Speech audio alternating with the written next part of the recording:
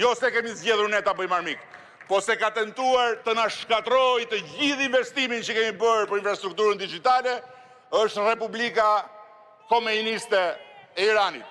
Dhe duhet jesh idiot që të thuash Irani nuk ka asnjë punë, kur vetë zëdhënësi i qeverisë iraniane shkruan Shqip Ramaik. Shqip. Dhe ndërkohë, nuk është e rëndësishme se sa shumë ka lidhje të drejt për drejta një armik që futet përmes rrjeteve digjitale dhe tenton të bëjë çorap vendin tënd.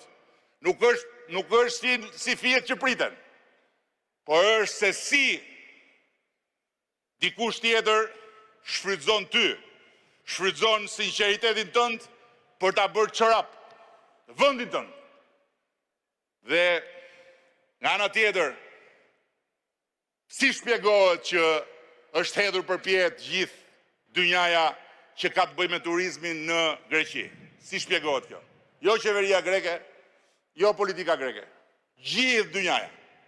Sepse jemi futur në teritorin e një konkurrence të ashpër dhe një konkurrence me ata që kanë vite që e zotrojnë këtë treg. Dhe ne kemi një zgjedhje shumë të qartë.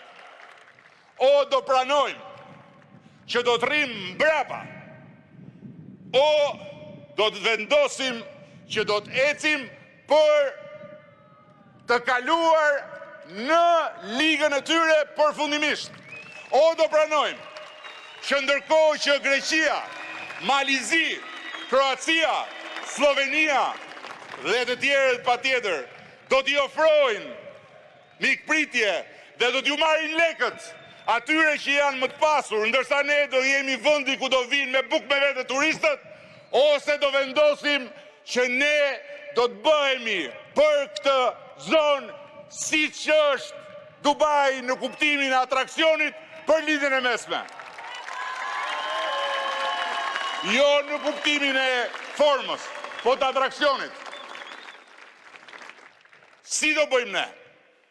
Për herë të parë, një kompani që ka hotelin më të famshëm të botës, i cili është vendosur në Dubai, ka pranuar të konsiderojë kërkesën për të ardhur në Europë dhe ka pranuar të vijë